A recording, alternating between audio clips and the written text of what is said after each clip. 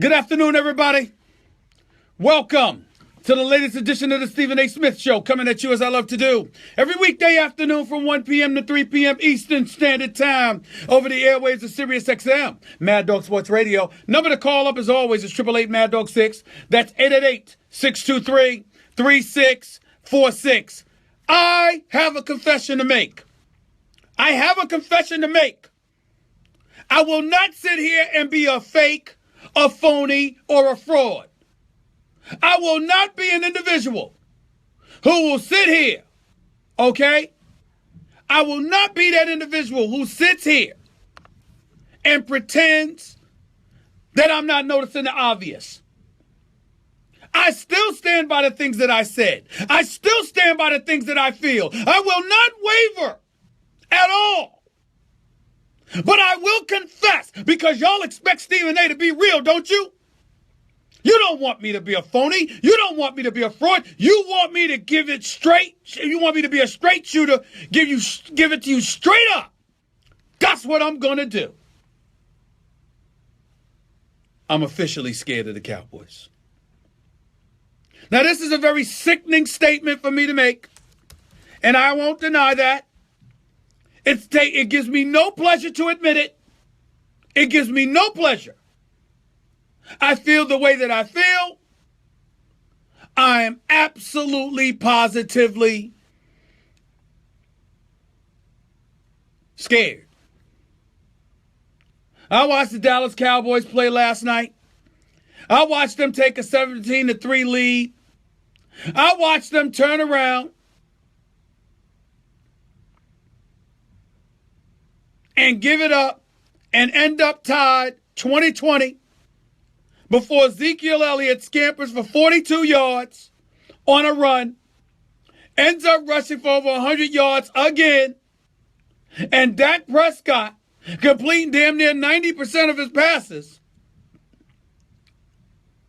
And watching these guys on the defensive side of the ball for the Dallas Cowboys go after it the way that they do, the way Rod Marinelli implores them to do, I have to admit, I'm a bit worried. Dallas Cowboys right now are the best team in the NFC. They look like the best team in football. They must be stopped. Do I know how it's going to happen? No. The difference between me weeks ago and me now is that weeks ago, I was of the mindset, not only can it happen, not only does it have to happen, but it absolutely will happen. The Dallas Cowboys will fall. Now, I'm not so sure. I'm watching these brothers right now play this game of football. And I got to confess to you, they got me hellified worried. I don't know what I'm going to do. I don't know what my life is going to be like if the Dallas Cowboys end up winning the Super Bowl. But right now, after their 26-20 victory over the Tampa Bay Buccaneers last night, they're clearly the team to beat. Dak Prescott, 32 of 36 for 279 yards without a turnover. Ezekiel Elliott, 23 carries for 159 yards. With a touchdown and a 42-yard run. By the way, I loved it when he jumped into the Salvation Army Bowl, whatever that was. I mean, you can't get much better publicity than that if you're the Salvation Army. I'm here to tell you. I'm just of the mindset, ladies and gentlemen, as we sit here and we discuss this, I'm just being honest with you. And I have to tell you, from the bottom of my heart, I'm very worried. Dallas Cowboys, Ezekiel Elliott is the truth. He just is. Dak Prescott is the truth. He just is. Des Bryant is no scrub. Even though he was a no-show against the Giants a week earlier, he's still a bad boy. Cole Beasley can find a way. Jason Witten, fumble notwithstanding. Damn it, this dude looks big and slow, but he's always open. Always open. I don't know how he does it. He's always open. Always. And he rarely fumbles. So I just look at them right now. Watching this team, watching this season unfold, watching this team do what it does, I'm just in a position, ladies and gentlemen, where I have to confess to you, I'm getting very, very concerned. And whereas before I thought beyond a shadow of a doubt that the Dallas Cowboys would fall, now I'm hopeful but not so sure. I'm trying to figure out how the hell they're going to get beat. Giants have done it twice this year. They're the only team that's beaten up. And when you got a game changer like OBJ, Odell Beckham Jr., and you got this defense playing lights out, led by Janoris Jenkins, who got hurt yesterday, I hope he's well, and Dominique Rodgers-Cromartie, with Eli Apple, by the way, I guess you can look at it and say to yourself, hey, somebody can knock them off. But do you know how hard it is to beat the same team 3 times in the same season? It's been done before, but do you know how hard it is to do? Eagles did it to the Cowboys. I think back in 2009. Jacksonville did it in 1999 in Tennessee, if I remember correctly, or vice versa. It can happen. But are you betting your money on it? I just don't know the answer to that question. I just don't know. 888 Mad Dog 6 is always the number to call up. That's 888-623-3646. I just got my reservations right now. I really, really do. So that's point number 1. Figuring out what team in the NFC is going to beat the Cowboys. Or is it going to even come to that? Maybe it's going to come to the Super Bowl. Because, by the way, transitioning to the AFC, I don't see anybody in the AFC that's going to knock off New England. Kansas City, how do you lose to the Titans yesterday? How does that happen? To the Titans? I don't know. I really, really don't know. So you lose to the Titans. You're the Raiders. You squeeze by the San Diego Chargers. You're the Pittsburgh Steelers. You need 6 field goals to beat the Cincinnati Bengals. You're the Baltimore Ravens. You squeeze by a team with 1 receiver in Jordan Matthews, that is the Philadelphia Eagles. You're in the AFC South. You're the Houston Texans. You bench Brock Osweiler, and some dude named Tom Savage comes in and quarterback for you. I mean, who the hell, even though we're surprised. Now, I know that Indianapolis ran over Minnesota. Goodbye, Minnesota's playoff hopes. Goodbye for this season, Adrian Peterson. You should have sat your behind down. Shouldn't have been back yesterday. Shouldn't have been back. I mean, who the hell is going to knock off the New England Patriots? I can't see it in the AFC. I just can't see it. Because the road to the Super Bowl is going through Foxborough. Only way that's going to get interrupted is if the Patriots basically lose their last 2 games. The Jets and the Miami Dolphins, oh, please stop it. Maybe you might lose one a few miles away from South Beach. I doubt it. But I guess it's possible. And then we got to go back to the NFC and say to ourselves, okay, as the Patriots, talk about a blockbuster Super Bowl. The Patriots against the Cowboys? My only problem with that scenario is that I got to deal with Cowboy fans for 2 weeks. I don't want to deal with it. I just don't want to deal with y'all. I don't even want to deal with y'all. So now we need to spend this show focusing on who can knock off the Cowboys. Is it Seattle? Well, their running game is suspect, as well as their offensive line. Is it Atlanta? We can't trust their defense, nor can we trust them on the road. Is it the Detroit Lions where Matthew Stafford ain't 100% healthy and they have no running game? Is it Aaron Rodgers and the Green Bay Packers? He is a bad man. But I don't trust their secondary. Redskins, let's see what the hell they do tonight. They do play the Panthers on their home turf, a Carolina Panthers team that ain't nearly what it was last year. You should beat this team, especially since you're the one that has Josh Norman now. Let's see what the Redskins do tonight. And then, of course, there's the New York Giants. I just don't know what to say, where to go, how to feel about this right now. I'm at a loss. But something has got to give. Simple. These Cowboys must be stopped. Somebody has to step up and stop them. I don't care how you do it. I mean, damn it, kidnap Dak Prescott and Ezekiel Elliott if you have to. Hell, throw some weed in the direction of some of their players. Who knows who'll bite, at least on the defensive side of the ball. I don't know. Do something. Anything. But these Cowboys legitimately are scaring me. They look formidable, y'all. I got to give props where it's due. I damn sure ain't giving them no love, but I got to give props where it's due. The Cowboys are no joke. They are legit. It cannot be denied. And I had to admit at least that much. 888 Mad Dog 6 is always the number to call up. That's 888-623-3646. Transitioning to a different subject altogether. I want everyone to know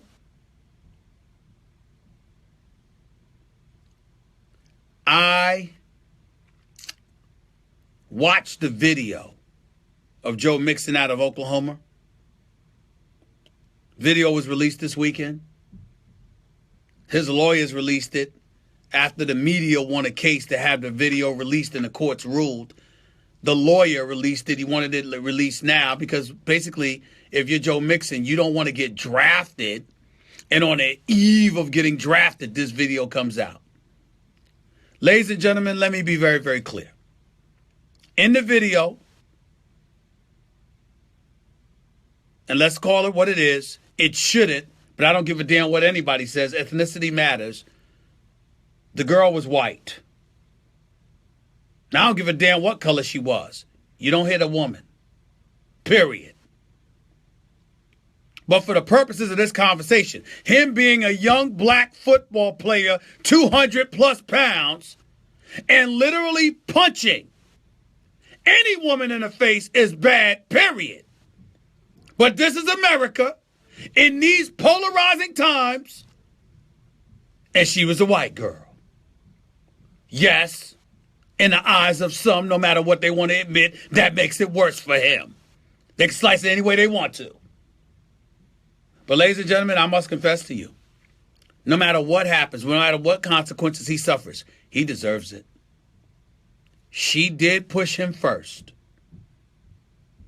You could have walked away. You could have grabbed her and restrained her from hitting you without hitting her. He did neither. He stepped back and cold cocked this girl in the jaw, breaking 4 bones in her face, and then walked away like it was nothing.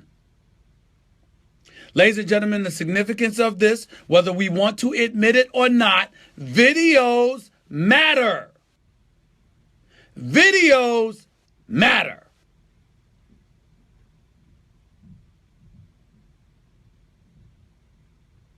All right? Let's be clear. Let's call it what it is. Videos matter.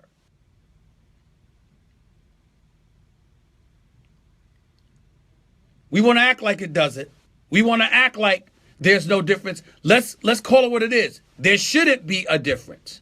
You should be able to read what Joe Mixon did without seeing the video and hold him accountable. But if we're being real about it, a picture is worth 1,000 words, if not more. And the video of this kid out of Oklahoma for the Sooners, punching this girl in the face, cracking her bones in 4 different places.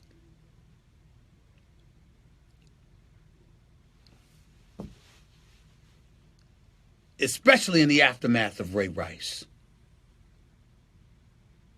He ain't getting around this. He's just not getting around this. It's smart for the video to come out now, as opposed to right on the eve of the draft, because now teams won't panic. They'll know going into the situation what you're going to get. But if folks relented or hesitated to touch him, I'm here to tell you right now, can't blame him. And by the way, that brings in the Tyreek Hill. Is that his name, John? Dude for the Kansas City Chiefs, Tyreek Hill. Hit and kicked your pregnant, was it his girlfriend? Pregnant.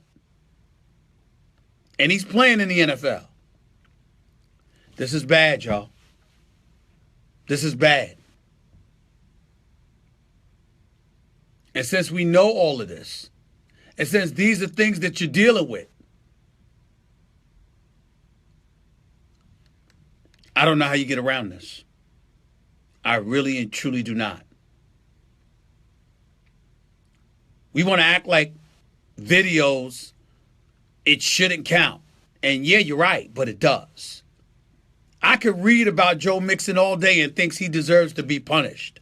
And no matter how serious I believe it is, and what serious ramifications I think he deserves to suffer, the impact of my emotions pale in comparison to once you see the video. It's just like Ray Rice, Greg Hardy. We heard about Greg Hardy picking up his then girlfriend and throwing her on a futon bed filled with rifles. We heard about him slamming her arm with a toilet bowl, grabbing her by the neck and threatening to kill her. And her saying, just kill me then, just kill me then. Ladies and gentlemen, what if we saw that with our own two eyes? You trying to tell me the impact would be the same? That's nonsense. That's nonsense. You have two eyes for a reason. The visual matters for a reason. You'd rather watch football on television than listen to it on radio for a reason. Eyes matter. Visual matters.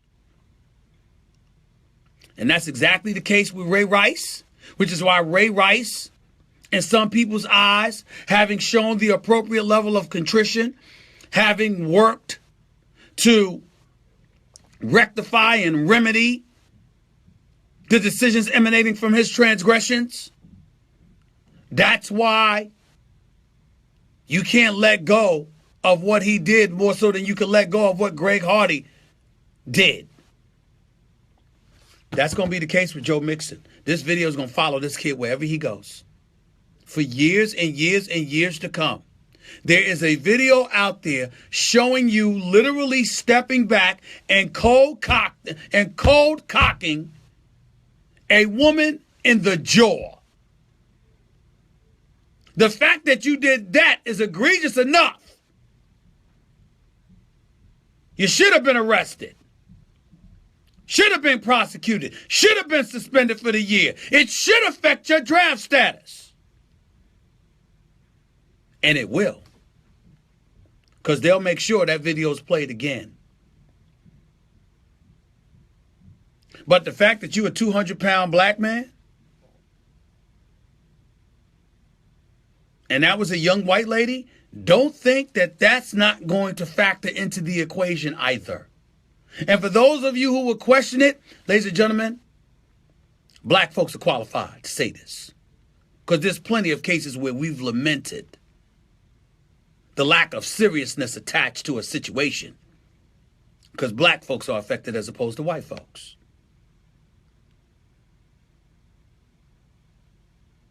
But just to be clear, this is one of those instances where ain't too many black people going to have a problem with whatever happens to Joe Mixon.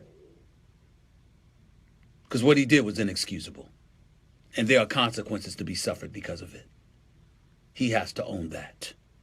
888-MAD-DOG-6 is always the number to call up. That's 888-623-3646. Your phone calls and more in a minute with Stephen A. on Mad Dog. Clear.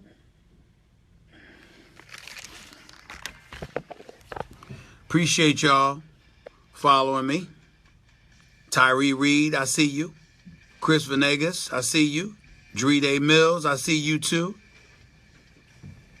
She should have been arrested. Now when your jaw is cracked in 4 different places, bro, it doesn't work that way. Ray Cheatham, talk that talk, Stephen A., of course I do. Edgar Silva, Raiders to the playoffs, yes sir, congratulations. Vizel, Salha, no excuse, absolutely. Lowski Moore, these brothers have talent but no leadership. Yep. List goes on and on.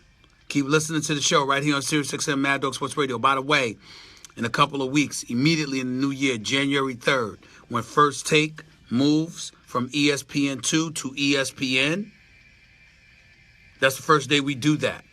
That day, I'll also have an announcement about what's coming down the pike on radio. Stay tuned. Got something to tell y'all. I'll save it until January 3rd. Peace of love, everybody.